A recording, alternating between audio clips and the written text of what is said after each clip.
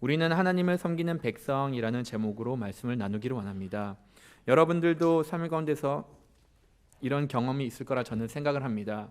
부모님께서 꼭 하지 말라는 것, 해보고 싶은 그런 충돌을 경험을 했을 거라 생각을 합니다. 우리는 어렸을 때 불장난하지 말라라고 하면 어떻게 하죠? 뒷동산에 가가지고 꼭 불을 질러놓고 난 다음에 그 다음에 어머나 하고 도망가는 그런 일들 경험했을 분들 계실 거라 생각합니다. 그것 이외에 우리가 가끔씩 음식점에 가는데 음식점에서 이거 뜨거우니 조심하세요 라고 하는데 왠지 만져보고 싶은 그런 충동이 있지 않았나요? 아니면은 그냥 어렸을 때 부모님께서 요리하고 계시는데 이 칼 위험하니까 만지지 마라고 하는데 어떤 마음이죠? 항상 그 칼을 만져보고 나서 다치고 나서 이거 만지면 안 되겠구나라고 깨닫게 된다는 것입니다. 사람들은 참 신기하게도 하지 말라는 것에 대해서 되게 매력을 많이 느끼는 것 같아요. 이거 하지 마, 저거 하지 마라고 이렇게 분명히 말했는데 그것을 꼭 하고 나서 후회하는 모습을 보이게 된다는 것이죠. 여기에 대해서 많은 사람들이 이렇게 연구를 하고 그런 다음에 왜 그런가 나름대로 분석을 합니다. 어떤 사람들은 하는 말이 궁금해가지고 호기심에 의해서 한 번 정도는 해보게 된다. 그다음에 해본 다음에 깨우친 다음엔 안 하게 된다라고 이렇게 말을 하는 사람들도 있고 어떤 분들은 이렇게 하는 말이 무엇이냐? 사람들이 그냥 그런 금기된 사항에 대해서 하고 싶은 욕구가 있기 때문에 그 금기된 것을 더 하기를 원한다라고 이렇게 말을 하는 경우도 있습니다. 분명한 것은 우리 사람들 가운데서 이유가 무엇이든지 간에 하지 말라는 것에 대해서는 왠지 더 하고 싶은 마음이 생긴다는 것이죠. 에덴 동산에서 하나님께서는 선악과를 만드셨습니다. 에덴 동산에 그다음에 사람 아담과 하와를 거기다 이렇게 살게 하셨고 모든 것을 만들고 그다음에 선악과를 만드셨고 하신 말씀이 무엇이냐? 너희들은 이 선악과를 먹지 말라라고 이렇게 말씀하셨습니다. 모든 것을 다 누릴 수 있었는데 하나님께서 꼭 하지 말라는 그 한 가지에 사람들이 또다시 집중을 하게 되고 하지 말라는 것을 이렇게 하는 모습을 오늘 말씀 가운데서 보게 됩니다. 물론 하나님을 믿지 않는 사람들은 이 말씀을 되게 안 좋아하더라고요. 안 좋아하는 이유는 무엇이냐? 아니 하나님께서 먹지 말라고 한 선악과를 왜 굳이 만드셨을까? 처음부터 만들지 않으면은 이 유혹도 없을 뿐더러 이것을 안 먹게 될 수가 있는데 왜 괜히 만들어 놓고 먹지 말라고 이렇게 명령을 하셨을까라고 생각을 하면서 하나님 너무나도 이거 하나님은 정말로 어떻게 보면 이렇게 악의적인 의도로 이것을 만들지 않았을까라고 세상 사람들은 생각을 한다는 것입니다. 근데 하나님께서는 그렇게 만들었던 이유가 단순히 사람을 약올리기 위해서 만든 것은 아니라는 것이죠. 사람들이 이 선악과를 먹지 말라는 것은 거기에 나름대로 이유가 있습니다. 물론 사람들이 보편적으로 생각하는 것 언젠가는 먹게 되는 것이 아닌가라고 생각을 하는데 이것을 통해서 단순하게 먹지 못하고 사람들을 억압하는 그런 차원에서 만든 것이 아니라는 것입니다. 하나님께서 처음 에덴 동산을 만들고 아담과 하와를 그 에덴 동산에 살게 했었을 때는 어떤 조건이었죠? 아담과 하와는 에덴 동산에서 자기가 자신의 삶을 누릴 수 있는 삶이었습니다. 모든 것이 그들에게 주어졌고 그들이 하고 싶은 그 어떠한 행동과 그 어떠한 모습을 보인다고 할더라도 제한은 없었고 제재는 없었던 것이죠. 자신들이 먹고 싶을 때는 밥을 먹을 수가 있었고 자신들이 그냥 삶을 즐기고 여가를 누리려고 했을 때는 여가 생활을 할 수 있었고 그런 다음에 또한 자신들이 배고플 때는 언제든지 밥을 먹고 쉼을 취할 수 있었던 곳이 바로 에덴 동산이었던 것이죠. 제약은 전혀 없었고 딱 한 가지 제약이 있었는데 그 한 가지 제약이 무엇이었는가? 하나님께서 말씀하셨던 것처럼 이 선악과는 먹지 말라고 했던 그것이 유일한 제약이었던 것입니다. 그들은 에덴 동산에서 거의 99.99% 모든 것을 다 누릴 수 있었는데 딱 한 가지 0.0001% 정말 지극히 작은 것 그것을 하면 안 되는 것 바로 선악과를 먹은 것이 안 되었던 것이죠. 이들은 하나님으로부터 받았던 제약은 이것이 유일했던 것이죠. 물론 아담과 하와가 이렇게 부부로 생활을 하다 보니까는 한 커플로 생활하다 보니까는 서로에게 제약은 줬을 수도 있습니다. 여러분들도 부부 생활 하시다 보면은 서로가 서로를 속박하는 그런 것들이 있죠. 하지만 그런 것들 외에는 하나님으로부터 받은 제약은 전혀 없었다는 겁니다. 그러면은 서로 속박을 과연 했을까? 그것을 보면 또 그렇지는 않았을 거라 생각을 합니다. 왜냐? 하나님께서 아담을 처음 만드셨을 때 그리고 하와를 처음 소개시켜줬을 때 아담은 어떻게 반응했죠? 완전히 그냥 좋아가지고 어쩔 줄은 몰랐습니다. 한눈에 뿅 반해가지고 정말로 내 살 중에 살, 피 중에 피다라고 뼈 중에 뼈다라고 이렇게 고백을 하는 모습을 보였던 것이죠. 시간이 얼마 지나지도 않고 이거는 아직까지는 허니문 그런 상태이기 때문에 서로를 속박하고 제약할 것은 전혀 없었다는 것이죠. 그런데 물론 이들 가운데 나름대로 지켜야 됐던 것은 하나님의 말씀을 지켜야 됐고, 그런 다음에 어떻게 보면은 아담에게 있어서는 하나님의 말씀을 받은 자로서는 하나님의 말씀을 전하고 서로가 하나님의 말씀을 지킬 수 있도록 나름대로는 이렇게 인도를 해줘야 됐던 그런 부분들은 있었던 것이죠. 만약 하와가 하나님의 말씀을 몰랐으면 하나님의 말씀 선악과를 먹지 말라는 것은 가르쳐 주었던 것이죠. 그리고 만약 이들이 선악과를 먹으려고 했던 모습을 보였다고 하면은 그런 먹는 것을 절제할 수 있도록, 먹지 않도록 서로를 이렇게 제약을 할 필요는 있었습니다. 그런데 이들은 이것마저도 잘 하지는 않았던 것 같아요. 다 같이 3장 6절을 한번 같이 읽어보도록 하겠습니다. 여자가 그 나무를 먼저 먹음직도 하고 보암직도 하고 지혜롭게 할 만큼 탐스럽기도 한 나무인지라 여자가 그 열매를 따먹고 자기와 함께 있는 남편에게도 주매 그도 먹은지라. 보시면은 하와가 선악과를 먹게 되었는데, 선악과를 먹게 되었을 때 아담이 해야 됐던 것은 무엇일까요? 하나님으로부터 직접 말씀을 받았기 때문에 하와가 이 선악과를 먹으려고 했던 순간은 아담은 그의 책임으로 인해서 하와 보고 이거 먹으면 안 돼, 하나님께서 먹지 말라라고 우리에게 명했으니까는 이것을 먹지 말고 나를 따라와라고 해서 하와를 그 자리로부터 옮겨야 됐었습니다. 그런데 아담은 바로 하와 옆에 있었는데도 불구하고 이런 책임을 다하지는 않았던 것이죠. 그리고 자기 역시 마찬가지로 이 선악과를 먹는 죄를 범하게 되었던 것입니다. 물론 사람들이 생각하기는 그래도 아담보다 하와가 좀 더 나쁘지 않았을까? 왜냐?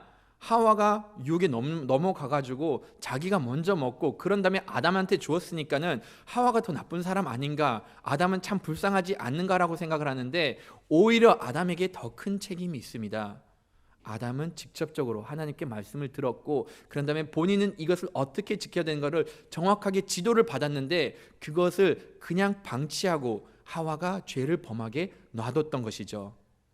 물론 하와가 내가 저거 한번 먹어보면 어떻게 될까 호기심에 의해서 먹은 것은 아니에요. 하와가 선악과를 먹었던 배경, 뱀이 유혹을 했기 때문에, 사단이 유혹을 했기 때문에 이 선악과를 먹게 되었습니다. 뱀이 어떻게 하와를 유혹했을까요? 정말로 교묘하게 잘 유혹했습니다. 한편 보면은 정말로 사단은 사람을 유혹하는 데는 전문가다라는 생각이 들 정도로 정확하게 무엇을 건드려야 되는지를 알고 그것을 딱딱 건들면서 하와를 유혹을 했던 것이죠. 어떻게 유혹했는가? 3장 1절 한번 같이 보도록 하겠습니다. 뱀인 여호와 하나님이 지으신 가장 강교하니라. 뱀이 여자에게 물으되 하나님이 참으로 너희에게 동산 모든 나무의 열매를 먹지 말라 하시더냐. 우리가 이것을 그냥 빨리 읽어 나갔을 때 그냥 뱀이 하와를 유혹하는 장면이구나, 이 유혹에 넘어가 가지고 결과적으로는 하와가 죄를 범하게 되었구나라고 생각을 할 수가 있습니다. 그런데 이 사단의 유혹, 정말로 고도의 심리작전을 펼쳤던 겁니다. 어떻게 유혹했는 것인가? 뱀이 말하는 것은 하나님이 참으로 너희에게 동산 모든 나무의 열매를 먹지 말라 하시더냐 라고 이렇게 말하지는 않았을 겁니다. 뱀이 유혹했을 때 하나님이 참으로 너희에게 동산 모든 나무의 열매를 먹지 말라고 했어? 이렇게 딱 물어본 것이죠. 마치 하나님께서 이들에게 자유를 허락하지 않고 이 모든 나무를 먹지 말라는 것처럼 이런 뉘앙스를 품으면서 하나님이 마치 아담과 하와를 억압하는 것처럼 뉘앙스를 품으면서 질문을 했던 겁니다. 하나님은 어떤 분이시냐? 너희들을 이 동산에다 집어넣고 마치 감옥살이 하는 것처럼, 너희들이 자유가 없는 것처럼 이렇게 하나님을 묘사하고 있는 것입니다. 하지만 하나님께서 실질적으로 아담과 하와를 억압을 했을까요? 전혀 그런 것이 아닙니다.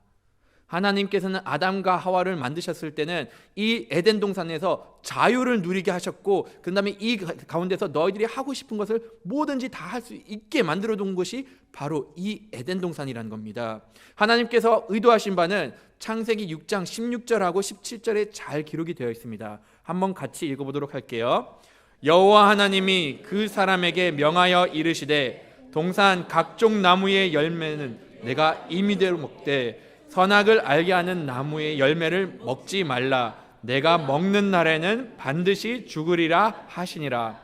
하나님께서 아담과 하와에게 이렇게 명령했던 것이 무엇이냐? 너희들은 이 동산 모든 나무들을 임의대로 먹어라라고 이렇게 말씀하셨습니다. 모든 것을 못 먹게 한 것이 아니라 여기 있는 어떠한 나무의 열매도 너희들이 먹고 싶으면 먹고 너희들이 하고 싶은 대로 다 해라. 과일을 말려 먹든지 그것을 주스 짜 먹든지 하고 싶은 대로 다 할 수 있는 것을 하나님께서는 허락을 하셨던 겁니다. 단지 하면 안 되는 것, 이 선악과는 먹지 말라고 하셨던 겁니다. 물론 사람들이 생각할 수 있는 것은, 아니 왜 굳이 선악과를 먹게 하지 못할까? 선과 악을 알 수 있게 하는 그 열매를 왜 먹지 못하게 했을까? 오히려 선과 악을 알면은 이것이 우리한테 도움이 되지 않을까라는 생각도 할 수가 있습니다. 사람들이 선한 것이 무엇인 줄 알아야지 선을 행할 수 있지 않을까요? 사람들이 악이 무엇인지를 알아야지 악을 행하지 않을 수가 있지 않을까요? 그래서 사람들이 생각하기는 보편적으로는, 아니 선과 악을 아는 것이 오히려 우리한테 유용하고 하나님께 더 영광스러운 모습이 아닐까라고 생각을 할 수가 있습니다. 그런데 우리가 분명히 알아야 될 것은 무엇이죠? 우선적으로는 하나님께서는 이것을 먹지 말라라고 명령을 하셨습니다. 창조주가 피조물한테 먹지 말라라고 하면은 우리는 그 창조주의 명령을 마땅히 따라야 됩니다. 하나님께서 이것을 먹지 말라고 했을 때 우리가 그것을 먹으면은 우리는 불순종하게 되는 것이고 더 이상 우리가 하나님을 따르는 모습을 보이지가 않게 된다는 것이죠. 하나님께서 어떠한 이유든지 간에 먹지 말라라고 하면은 이유 불문하고 우리는 먹으면 안 된다는 것이죠. 설령 하나님께서 100가지 일 중에서 99가지를 허락해 주지 않고 너 99가지 하지 마, 너희들이 할 수 있는 것 딱 하나, 숨 쉬고 사는 것밖에 할 수 없어 라고 하면은 피조물로서는 그냥 그것마저도 따라야 되는 것이 피조물이 해야 되는 역할이라는 것입니다. 절대적인 하나님이시기 때문에 그의 말씀에 대해서는 우리가 순종을 하면서 나가야 된다는 것이죠. 근데 아담과 하와는 이 선악과를 먹음으로 인해서 하나님의 말씀에 명령에 불순종함으로써 죄를 범하게 되었던 겁니다. 죄를 범한다는 것은 무엇이냐? 하나님께서 정하신 것을 따르지 않았을 때, 우리가 하나님의 말씀을 순종하지 않았을 때 그것이 바로 죄라는 것입니다. 그리고 아담과 하와는 바로 이 가운데서 먹음으로 인해서 하나님의 말씀을 불순종하고 죄를 범했던 겁니다. 하지만 아담과 하와가 범했던 죄는 단순하게 불순종해서 끝나지 않습니다. 그들이 또 범한 죄가 하나 더 있었는데 다 같이 한번 보도록 하겠습니다. 3장 5절을 같이 읽어보도록 하겠습니다. 먹는 날엔 너희 눈이 밝아져 하나님과 같이 되어 선악을 알 줄 아심이라. 너희들이 이것을 먹었을 때는 어떤 일들이 벌어지는가? 사단은 또 이렇게 유혹을 하고 있습니다. 너희들이 이것을 먹었을 때는 너희 눈이 밝아질 것이다 라고 이렇게 이야기를 하고 있습니다. 단순하게 선과 악을 아는 것으로 끝난 것이 아니라 은근슬쩍 여기서 또 언급한 것은 무엇이냐? 너희들이 하나님과 같이 된다라고 이렇게 이야기를 하고 있습니다. 하나님께서 유일하게 두었던 한 가지 재앙마저도 없어지게 되고 너희들은 진정 자유를 누리게 되고 이 진정 자유를 누리면서 너희들이 누릴 수 있는 특권은 무엇이냐? 너희들은 하나님같이 되게 된다라고 이렇게 말을 하고 있습니다. 근데 우리에게 자유를 주어진다는 것은 어떤 것을 의미하는 것인가요? 만약 우리가 하고 싶은 대로 다 하게 된다고 하더라도 우리가 그런 가운데서 진정 자유를 누리면서 우리가 하나님이 될 수가 있는 것인가요? 우리가 자유를 누린다고 하더라도 우리가 하고 싶은 대로 한다고 하더라도 우리는 하나님이 될 수가 없습니다. 오히려 우리에게 모든 자유가 주어지게 된다고 하면은 어떤 일들이 벌어지는가 하면은 결과적으로는 우리는 하나님을 의지하지 않게 됩니다. 더 이상 하나님을 찾지 않게 되는 것이고 더 이상 내가 섬김의 대상이 누군지를 깨닫지 못하게 되는 겁니다. 그냥 망나니로 내가 하고 싶은 대로 살고 내가 죄악된 가운데 거하든지 내가 어떤 악을 범하든지 간에 우리는 우리의 육신대로 살게 되는 안타까운 모습을 보이게 된다는 겁니다. 하나님께서 선악과를 왜 만드셨을까요? 하나님께서는 선악과를 만드신 이유가 바로 여기에 있습니다. 선악과를 만드심으로 인하여서 우리가 그것을 봄으로 인하여서 우리의 섬김의 대상은 하나님이라는 것을 깨우치게 하신 겁니다. 내가 순종하는 것이 있고 내가 지음을 받은 분이 계신다는 것, 내가 이 세상에서 최고가 아니고 하나님을 내가 섬기는 대상이라는 것을 깨우치기 위해서 하나님께서는 선악과를 만드셨습니다. 하나님께서는 이 선악과를 어디다 세우셨죠? 에덴 가운데다 세우셨습니다. 너희들이 어디 가든지 다시금 선악과를 볼 수 있게 만들고 너희들이 어디에 거다든지 그 중심에는 선악과가 있고 그 중심에는 하나님이 계신다는 것을 알려주셨던 겁니다. 하나님께서는 이것을 그의 백성으로부터 요구하는 것입니다. 하나님을 바라보고 이 순간 내 삶을 인도하시는 분이 바로 하나님이라는 것을 깨닫기를 원하셨던 겁니다.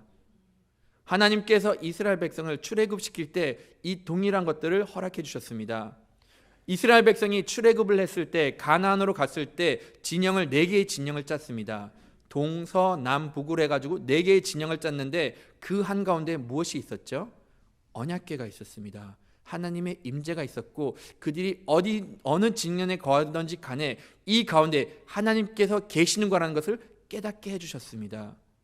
우리는 주님의 백성이고 우리는 주님을 섬겨야 되는 것을 깨우치게 하는 것이 바로 선악과의 역할이었던 겁니다. 하나님께서는 이것을 그의 백성으로부터 요구를 하고 계십니다. 너희들 이것 따먹지 마. 너희들이 이것을 따먹지 않음으로 인해서 너희들이 고백하는 것은 무엇이냐? 내가 아직까지 하나님의 말씀을 순종하고 있는구나. 내가 하나님의 백성이 됨을 고백하고 있는구나라고 해서 오히려 여러분들이 하나님의 백성됨을 고백하게 만드는 것이 이 선악과의 역할인 겁니다. 내가 섬기는 분 하나님이고 내가 경배해야 되는 분이 하나님이라는 것을 알려주고 있던 것이죠. 사단은 이 부분을 끊임없이 흔들고 있습니다. 여러분들이 하나님의 백성된 것을 부정하게 만들려고 끊임없이 선악과를 따먹게 만들고 끊임없이 여러분들을 유혹하고 있다는 것입니다.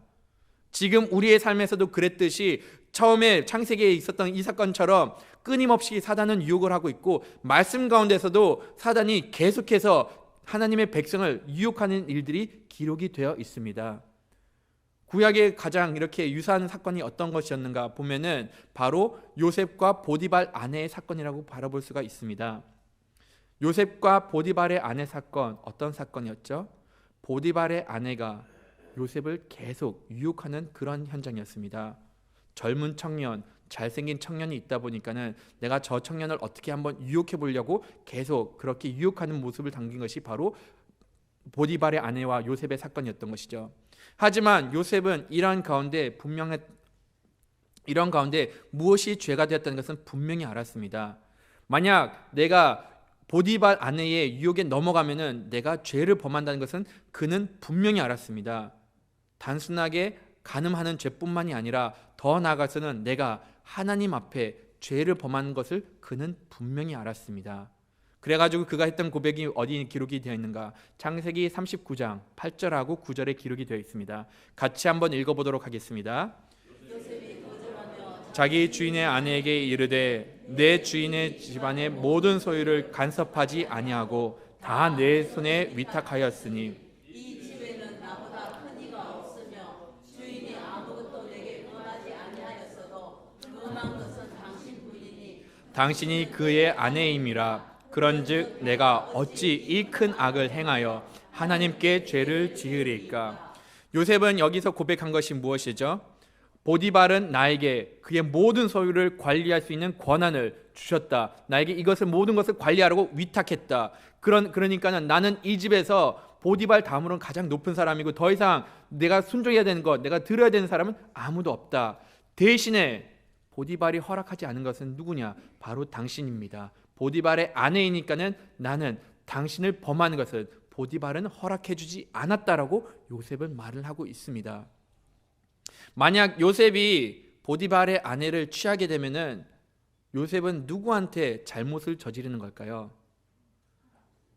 하나님께 저지른다고 말씀에 나와 있습니다. 조금 앞서가셨는데 만약 논리적으로 생각을 하면은요, 보디발이 명령을 했기 때문에 내가 만약 아내를 취하게 되면은 보디발한테 잘못을 하는 겁니다. 그런데 요셉의 고백 뭐라고 했죠? 여기서 말씀하셨던 것처럼 내가 악을 행하면은 내가 보디발한테 잘못을 한 것이 아니라 하나님께 죄를 범한다라고 고백한 겁니다. 이 상황을 허락해 준 것, 지금 자기가 이 집에서 비록 노예로 있지만은 그래도 이 가운데서 자유를 누리고 내가 이렇게 지낼 수 있는 것, 이것은 하나님께서 허락해 주셨기 때문에, 하나님께서 지금 이 순간을 지켜주시기 때문에 내가 이 자유를 누릴 수 있는 것을 깨달았던 겁니다. 그래서 내가 이 악을 행하면은 내가 보디발에게 잘못한 것도 있지만은 더 나아가서는 내가 하나님께 죄를 범한다라고 이렇게 고백을 한 겁니다. 요셉이 보디발의 아내를 취한다는 것은 무엇을 의미할까요? 내가 보디발을 대신한다는 겁니다. 내가 보디발의 아내가 남편이 됨으로 인해서 내가 이 집에서 가장 높은 사람이 되는 것이고 내가 이 집의 모든 권한을 다 나에게 주어졌다라고 생각을 하는 겁니다. 근데 보디발은 분명히 이 집을 관리할 수 있는 것을 위탁을 했지 자기의 자리와 자기의 집을, 자기의 아내를 내어준 것은 아니라는 것이죠.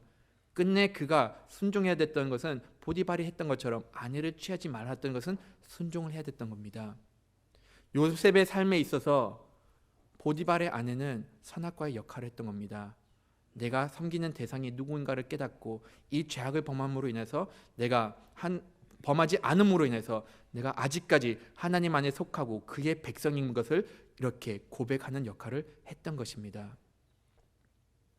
사단은 끝까지 우리가 유혹에 넘어가도록, 선악과를 따먹게 하도록 계속 유혹을 하고 있습니다. 솔직히 사단의 유혹 너무나도 교묘해가지고 다 이길 수는 없습니다. 우리가 우리의 지혜로 그것을 다 헤쳐나갈 수는 없어요.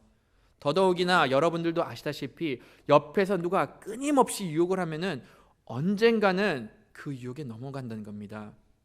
나는 의지력이 강해서, 나는 절제력이 있어서 절대로 안 넘어간다라고 본인 자신한테 쇠뇌를 시킬 수는 있지만은 이 유혹이 지속되다 보면은 넘어지는 것은 시간 문제라는 것이죠. 유혹을 이길 수 있는 사람은 아무도 없습니다. 대신에 우리가 할 수 있는 것은 무엇일까요? 요셉이 보여줬던 것처럼 그 유혹의 현장으로부터 도망가는 겁니다. 차라리 그 유혹에 있으면은 그 현장을 피하는 것이 지혜로운 모습이었던 것이죠. 아담과 하와, 뱀이, 사단이 유혹해서 이 선악과를 먹으라라고 계속 유혹을 하면은 그들이 했던 것은 무엇이었을까요? 어차피 뱀은 그 선악과를 따가지고 하와한테 줄 수 있는 능력은 없습니다. 그럼 그들이 했던 것은 그냥 그 자리를 피했다고 하면은 그 유혹으로부터 벗어날 수가 있었습니다. 이들이 어디든지 피할 수도 있었고 에덴 동산 어디를 가든지 간에 그 유혹을 피할 수 있었는데 그들은 그 유혹의 현장에 그대로 남아있던 것이죠. 요셉은 여기서 대신에 어떻게 했죠? 요셉의 경우는 아예 그냥 도망가 버렸습니다. 이 유혹이 워낙 강하다 보니까는 자기는 이 유혹을 못 이길 것 같으니까 차라리 그 자리에서 도망가고 죄를 범하지 않는 것을 선택을 했습니다. 그런데 여러분, 요셉이 과연 멀리 도망갈 수 있었을까요? 보디발 집에 종이다 보니까는 도망가봤자 다시금 집으로 돌아와야 되는 그런 처지에 놓이게 되었습니다. 거기에 비해서 아담과 하와는 에덴 동산 어디든지 도망갈 수 있었던 그런 상황이었었던 것이죠. 물론 우리가 생각하기 에덴 동산 조그만 동산이 아니었을까라고 생각을 할 수 있습니다. 그리고 영어 사전에 보면은 에덴 동산을 그 Garden of Eden이라고 하면서 그 garden, 정원이라고 이렇게 표현을 하고 있습니다. 정원이라고 하면 당연하게 조그만 곳이다라고 생각을 하는데 에덴 동산 그렇게 작은 곳은 아니었습니다. 말씀에 보시면은 에덴 동산에 강 4개가 흐른다라고 기록이 되어 있습니다. 비손, 기혼, 히데계, 그 다음에 유브라데라는 거대한 강이 이렇게 흐르고 있었다고 기록이 되어 있습니다. 우리나라만 하면은 강줄기 3개밖에 없다라고 봅니다. 한강, 뭐가 있죠? 금강, 낙동강 정도 있다라고 볼 수 있나요? 그 정도로 하면 3대 강이라고 하는데 우리나라에 강 3개밖에 안 흐르는데 이만한 큰 땅이 있는데 거기에 비해서 에덴 동산에는 강이 4개 흐르고 우리가 상상할 수 없는 만큼 그렇게 거대한 땅이다라고 바라볼 수가 있었던 것이죠. 그들이 만약 원했다고 하면은 에덴 동산 어디로부터든지 도망갈 수 있었고 그 유혹으로부터 벗어날 수 있었는데 안타깝게도 그 자리에 머물름으로 인해서 유혹에 넘어갔던 겁니다. 사단이 여러분들을 유혹할 때 그냥 자신감 있게 그 자리를 버티지 말고 차라리 그 자리를 피하세요. 피할 수 있는 마음이 없으면 기도하면서 내가 이 자리로부터 나올 수 있도록 기도하면서 나온 것을 권면합니다. 하나님께서 또한 우리에게 유혹을 피할 수 있는 방법을 또한 제공을 해주셨습니다. 어떻게 제공을 해주셨는가? 다 같이 창세기 2장 9절을 한번 읽어보도록 하겠습니다.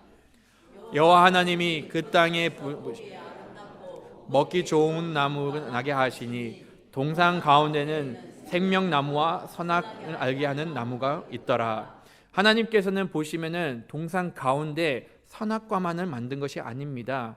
오히려 하나님께서는 아담과 하와 우리들에게 더 집중하게 하고자 하는 것은 무엇이었는가 하면은 바로 생명나무가 있다라는 것을 알려주셨습니다. 먹기에 좋은 나무가 있다라고 하는데 가운데 생명나무가 있다라고 먼저 언급을 합니다. 그만큼 생명나무가 중요하다는 것을 알려주는데 안타깝게도 아담과 하와는 바라보는 것이 오직 그냥 선악과만을 바라보게 됐던 겁니다. 만약 우리 삶 가운데서 선악과를 따먹는 그런 유혹이 있을 때 우리는 어떤 자세를 취하는 것이 좋을까요? 하나님께서 허락해 주신 그 생명나무를 바라봐야 되는 겁니다. 내 눈앞에 보이는 그 짧은 쾌락과 즐거움을 바라보는 것이 아니라 더 큰 그림을 그리는 하나님을 바라보고 그 생명나무를 바라봐야 된다는 겁니다. 생명나무를 취함으로 인해서 우리가 주님의 자녀가 되는 것이고 주님께서 우리에게 허락해 주시는 그 모든 축복을 누릴 수가 있게 됩니다. 생명나무 아름다운 것뿐만이 아닙니다. 그 기능적인 부분에서도 훨씬 더 탁월함을 요한계시록 22장 2절에 기록이 되어 있습니다. 다 같이 한번 읽어보도록 하겠습니다.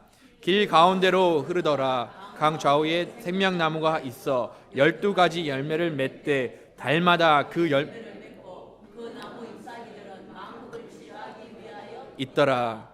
아멘. 생명나무에는 열매가 풍성하게 맺어 있습니다.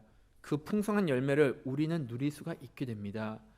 그리고 열매뿐만이 아닙니다. 이 생명나무를 보시면은 이 생명나무 이파리로서 만국이 치유받는다라고 이렇게 이야기를 합니다. 육신과 영혼과 우리의 삶에 있는 모든 아픔, 이것을 다 치료받을 수 있는 것이 바로 이 생명나무가 하는 역할이었습니다.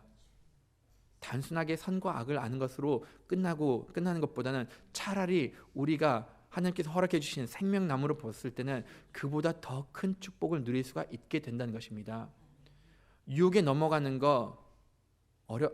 않는 거 쉽진 않습니다. 하지만 여러분들이 분명히 하나님께서 여러분들 삶 가운데서 허락해 주신 그 축복을 바라봤을 때 그것이 더 크다는 것을 깨달았을 때는 그 가운데서 유혹을 뿌리칠 수 있는 능력이 길러지게 된다는 겁니다. 하나님께서는 우리 삶 가운데서 생명나무를 허락해 주셨습니다. 이 생명나무를 허락해 주신 이유는 단순하게 여러분들을 시험하기 위해서 허락한 것이 아닙니다. 하나님께서 여러분들 삶 가운데서 생명나무를 허락해 주신 것은 여러분들이 하나님의 백성됨을 고백하기 위해서 허락해 주셨습니다. 내가 하나님으로부터 지음을 받았다는 것을 고백하고 내가 하나님을 섬기고 있다는 것을 고백하기 위해서 하나님께서는 이 생명나무를 허락해 주셨습니다. 여러분들 삶 가운데서 생명나무는 다양하게 다가올 수가 있습니다. 때로는 이것이 예배드리는 것이 될 수가 있습니다. 내가 예배드림으로 인해서 내가 하나님께 속해 있다는 것을 고백하는 것이 될 수가 있습니다. 내가 말씀을 읽고 지킴으로 인해서 내가 하나님께 속해 있다는 것을 고백할 수가 있게 된다는 것이죠. 생명나무는 여러분들을 제약을 시키는 것이 아니라 오히려 여러분들이 주님의 백성 되고 주님을 따르는 것을 고백시키는 것, 바로 그 역할을 한 겁니다. 우리가 주님 안에 거하고 정말로 하나님께서 말씀하신 것을 순종함으로 인해서 생명나무를 바라보면서 오히려 내가 지금 하나님께 속해 있다는 것을 고백하면서 나가는 주님의 백성이 되기를 간절히 바라겠습니다. 시간 다 같이